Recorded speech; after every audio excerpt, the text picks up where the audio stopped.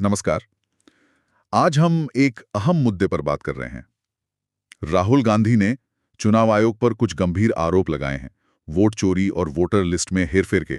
जी, और खासकर बेंगलुरु के महादेवपुरा विधानसभा क्षेत्र का मामला इसमें काफी हाईलाइट हुआ है। हाँ, तो हमारे पास क्या है, देखिए, हाल की प्रेस कॉन्फ्रेंस है और मीडिया रिपोर्ट्स भी हैं। तो आज हम कोशिश करेंगे इन दावों को समझने की, सबूतों को देखने की और चुनाव आयोग की प्रतिक्रिया को भी परखने की। बिल्कुल।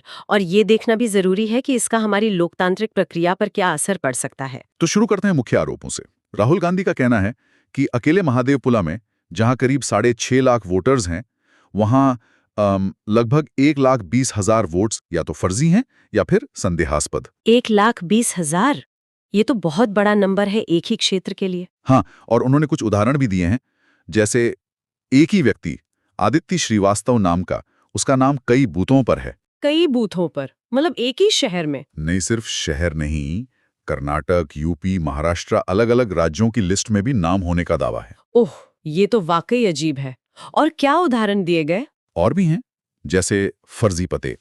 एक जगह पता लिखा है मकान नंबर 0। मकान नंबर 0? मतलब कोई पता ही नहीं। जी। और एक जगह तो पिता का नाम, मतलब सुनने में भी अजीब लगता है, DFOIGOIDF। क्या? ये क्या नाम हुआ? ये तो मतलब साफ तौर पर गड़बड़ी लगती है। यही नहीं, एक ही पते पर बहुत सारे वोटर्स दिखाए गए हैं। एक केस में तो एक कमरे के घर के पते पर 80 मतदाता दर्ज हैं। 80? एक कमरे में? ये तो संभव ही नहीं लगता। बिल्कुल। और फिर करीब 4,000 वोटर्स ऐसे हैं जिनकी तस्वीरें या तो हैं ही नहीं या पहचानी नहीं जा सकती, फिर भी वो वैलिड वोटर हैं। और फॉर्म 6 का भी कुछ जिक्र था। हाँ, फॉर्म 6 के कथित दुरुपयोग का भी, मतलब 70-80 साल के लोगों को नए वोटर की तरह रजिस्टर करने के उदाहरण दिए गए। जैसे एक शकुन रानी का नाम है, जिनकी उम्र 70, फिर 95, फिर 96 बताकर 2 बार रजिस्टर करने का दावा है। देखिए, ये जो उदाहरण है ना, ये सिर्फ आंकड़े नहीं है। अगर इनमें सच्चाई है तो ये सीधे सीधे हमारी चुनावी प्रक्रिया के भरोसे पर सवाल खड़े करते हैं। मतलब ये जो दावा है कि ये मुद्दा ईवीएम से भी बड़ा है, वो इसलिए क्योंकि ये तो वोट डालने वालों की लिस्ट पर ही शक पैदा कर रहा है। और इसका असर ये कहा जा रहा है कि अगर ऐसी गड़बड़ियां मान लीजिए 25 और लोकसभा क्षेत्रों में हुई हों, हाँ। तो नतीजे बदल सकते हैं।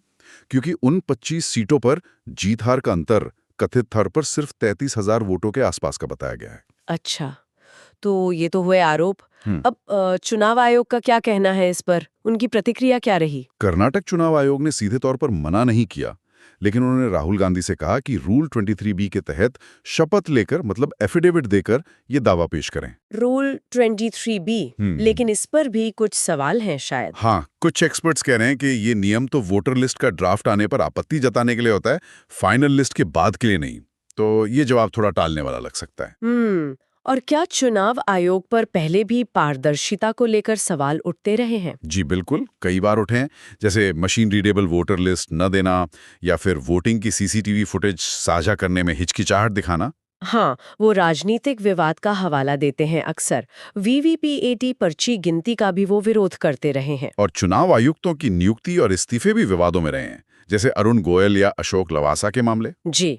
अच्छा, कोई स्वतंत्र जांच भी हुई है इस मामले में? हाँ, ऑल्ट न्यूज ने अपनी तरफ से देखा और उन्होंने आदित्य श्रीवास्तव वाले मामले की पुष्टि की है कि हाँ, उनका नाम कई जगह है। और चुनाव आयोग ने पहले भी डुप्लीकेट वोटर्स की समस्या मानी तो थी, है ना? हाँ, मानी थी, पर उस पर एक्शन कितना हुआ, ये सवाल बना हुआ है। अभी हाल में सुप्रीम कोर्ट ने बिहार में जो 6.5 लाख वोटर्स हटाए गए थे, उनकी लिस्ट जारी करने को कहा है। चुनाव आयोग पहले इसका विरोध कर रहा था। तो मतलब जानकारी छिपाने या पारदर्शिता की कमी के आरोप लगते रहे हैं? जी। अच्छा, इन आरोपों का एक असर ये भी हुआ है कि विपक्षी दल इंडिया ब्लॉक वाले एकजुट हो गए। हाँ, डीएमके, सपा, APTMC, ये सब मिलकर चुनाव आयोग के खिलाफ प्रदर्शन कर रहे हैं। जाहिर है, ये एक व्यक्ति एक वोट के सिद्धांत के लिए तो खतरा है ही, चाहे जानबूझकर हो या सिर्फ लापरवाही। बिल्कुल। लेकिन यहाँ कांग्रेस से भी कुछ सवाल पूछे जा रहे हैं। जैसे कि ये मुद्दे ठीक चुनाव नतीजों के बाद ही क्यों, पहले क्यों नहीं? वैलिड पॉइंट है। और जब कर्नाटक में उनकी खुद की सरकार थी तब ये चीजें पकड़ में क्यों नहीं आई?